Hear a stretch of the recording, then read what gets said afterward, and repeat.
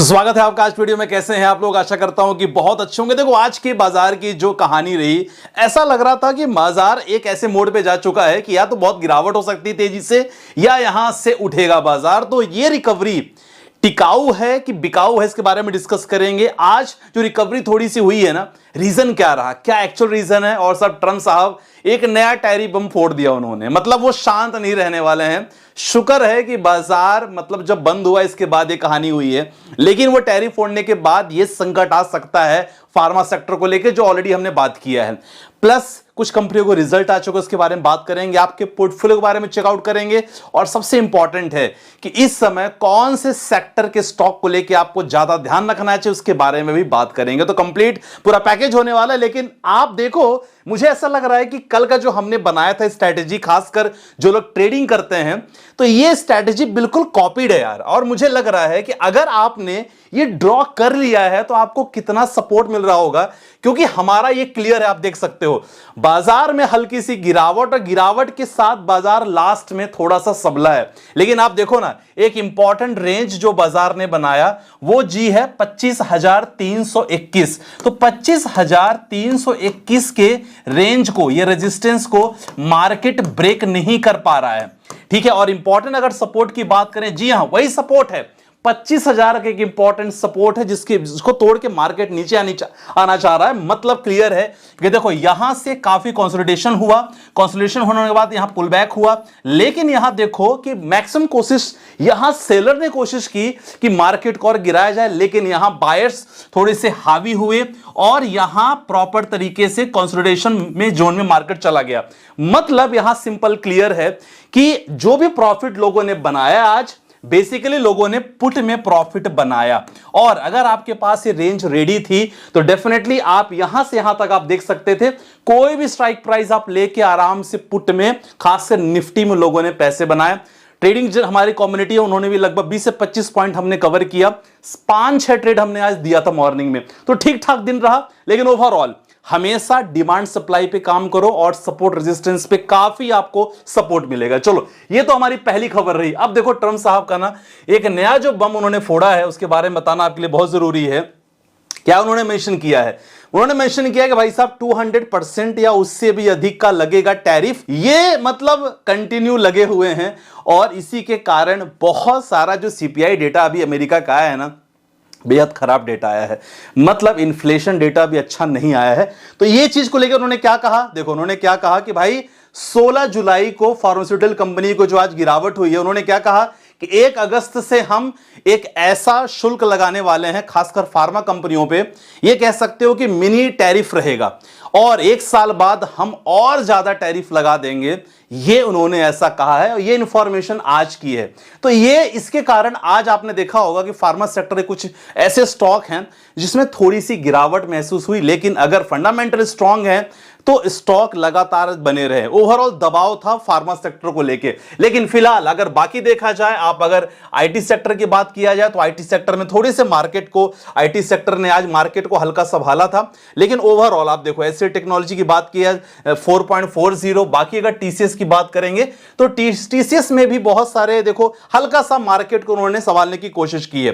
लेकिन overall market दबाव feel किया। ओवरऑल देखा जाए तो काफी कुछ चीज और है जो आपको बताना चाहूंगा, क्योंकि मार्केट एक ऐसे रेंज पे बिल्कुल जाके रुका है। आप देख सकते हैं कि बहुत ज्यादा तेजी नहीं, ना बहुत ज्यादा गिरावट, केवल 16 पॉइंट निफ्टी में रहा। अब इंपॉर्टेंट चीज है कि सबसे बड़ा रीजन, अब रीजन क्या है मैं आपको बताना चाहूंगा कि भाई क्या रीजन थे जिसके कारण मार्केट में हल्की सी आज आपको रिकवरी महसूस हुई। इसको बहुत ज्यादा रिकवरी नहीं लेना है, और खासकर 25,250 का लेवल नोट करके रखो। अगर इसके ऊपर आएगा तो डेफिनेटली आप कॉल साइड अच्छी खासी ट्रेड ले सकते हो। सबसे इंपॉर्टेंट चीज है रीजन, एफआईआईज का डेटा। अब देखो क्या है, पिछले 2-4 दिनों से कंटिन्यू एफआईआईज बहुत ज्यादा सेलिंग कर रहे थे, लेकिन कल उतनी ज्यादा सेलिंग उनके तरफ से नहीं आई। तो पहला ये इंपॉर्टेंट रीजन था। दूसरा इंपॉर्टेंट रीजन था जिसके बारे में आपको बताना चाहूंगा, वो है सर, इंपॉर्टेंट रीजन वो है एसबीआई की तरफ से 25,000 करोड़ का क्यूआईपी आ सकता है। तो ये थोड़ा बैंकिंग सेक्टर को, ये न्यूज ने थोड़ा सा मूवमेंट दिया। इसके कारण बाजार ने थोड़ा इसको ऐसे पॉजिटिव रिएक्ट लिया। प्लस क्या था, और एचडीएफसी बैंक डिविडेंड घोषित कर सकता है। ये मतलब डिविडेंड देने की प्लानिंग हो रही है फ्रॉम एचडीएफसी बैंक। तो ये इंपॉर्टेंट रहा, जिसके कारण बाजार ने थोड़ा सा अच्छा खासा एक हल्की सी खुशी मुस्कुराने की कोशिश की। लेकिन ये मुस्कुराहट ना, थोड़ा डर तो लग रहा है मुझे भी कि मुस्कुराहट कितने दूर तक जाएगी, क्योंकि कुछ न कुछ मामला गड़बड़ हो सकता है। मार्केट कंसोलिडेशन जोन में है। तो अभी फिलहाल आपको एक अच्छी खबर और है। अच्छी खबर क्या है? टेक महिंद्रा का जस्ट रिजल्ट आया है। नेट प्रॉफिट इनका 34% ईयर ऑन ईयर बढ़ चुका है। लगभग 1141 करोड़ का इनका प्रॉफिट बढ़ चुका है। तो ये आईटी सेक्टर का स्टॉक है, तो इसके कारण हो सकता है कि कल आईटी सेक्टर में थोड़ी ठीक ठाक खबर आपको देखने को मिले। लेकिन इंपॉर्टेंट आज का डेटा जो शाम को आएगा FIIs का, अगर यहां बिकवाली होती है तो वही अगेन इंडियन मार्केट की कहानी थोड़ी सी गड़बड़ हो सकती है। अब यहां एज ए इन्वेस्टर आपको लगता है कि भाई कौन से स्टॉक पे हम वॉच करें? मैं एक चीज हमेशा कहता हूं कि जब भी आप अपना पोर्टफोलियो बनाओ या बनवाओ, ठीक है ना, सबसे इंपॉर्टेंट है आप ओवरऑल आप अपने पोर्टफोलियो में ना स्टॉक सिलेक्शन बहुत ध्यान से रखो। मतलब हर सेक्टर के छोटे छोटे स्टॉक होने चाहिए आपके पास, मोस्ट इंपॉर्टेंट। लेकिन जो कैपिटल मार्केट के स्टॉक हैं अगर आप ये रखते हो, क्योंकि मेरे थोड़े से फेवरेट हैं, अब ये नहीं कहूंगा कि आप भी ले लो आपके फेवरेट है, ये मेरा ओपिनियन है।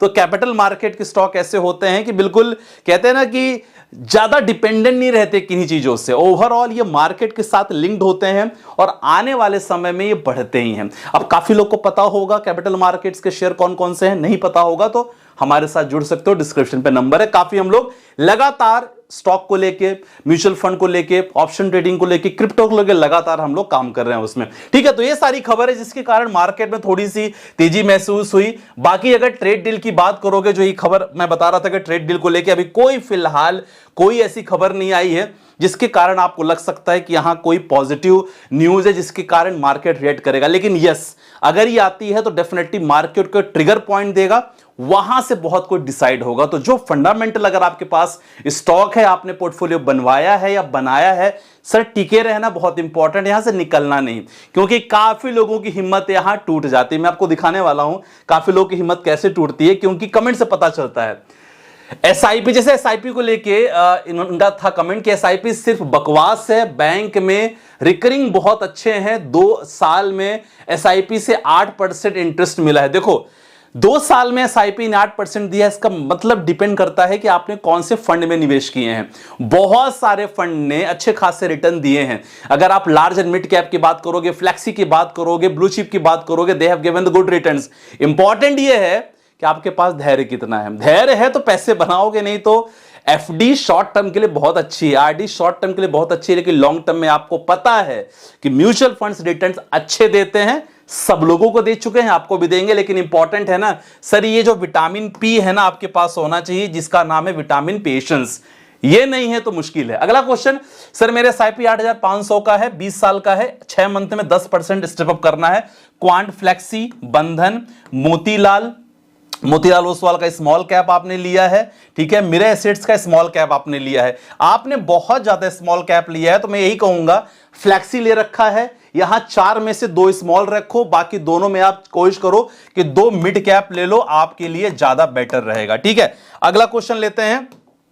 अगला क्वेश्चन से रिव्यू कर लीजिएगा। कैनरा रोबो को small cap fund 2000, Motilal mid cap का 2000, पराग पारी का 2000, बंधन का 1000। कंटिन्यू करते जाओ, कोई दिक्कत वाली बात नहीं, ठीक ठाक लग रहा है पोर्टफोलियो। अगला क्वेश्चन है, पोर्टफोलियो एनालिसिस करना है, टारगेट 15 साल का है, एज 32 साल है। चलो देख लेते हैं। UTI निफ्टी इंडेक्स फंड लिया है उन्होंने 1500, एक मिड कैप, एक फ्लेक्सी कैप, एक लार्ज कैप, एक कॉन्ट्रा फंड, ठीक है। आप ये इंडेक्स फंड की जगह में ना बेटर है स्मॉल कैप ले लो, क्योंकि आपका टारगेट ना 15 ईयर्स का है, बाकी कोई दिक्कत वाली बात नहीं है। तो फिलहाल आप मुझे बताओ कि जो 2 दिन से हल्की सी रिकवरी हुई है, ये टिकाऊ है कि बिकाऊ, आप मुझे बताओ, क्योंकि आपका ओपिनियन बहुत इंपॉर्टेंट है। बाकी सबको पता है कि चैनल को लेकर लगातार कुछ ना कुछ नाटक इशू चल रहा है यूट्यूब की तरफ से। हमने सेकेंडरी बैकअप चैनल, हमने लिंक पे मतलब डिस्क्रिप्शन पे लिंक है, आप चाहो तो फॉलो कर सकते हो, वहां प्यार देना, क्योंकि अगर ये चैनल बंद हुआ तो मैं आपको वही दिखूंगा, ठीक है। तो आज की वीडियो में बस इतना ही। अपने लगातार कमेंट्स करते जाओ, भेजते जाओ। बाकी अगर कोई भी सर्विसेज आपको चाहिए, डिस्क्रिप्शन में नंबर है, वहां डायरेक्टली आप जुड़ सकते हो। पैनिक नहीं होना है, अपना ध्यान रखना है। बाय बाय, टेक केयर, जय हिंद गाइस।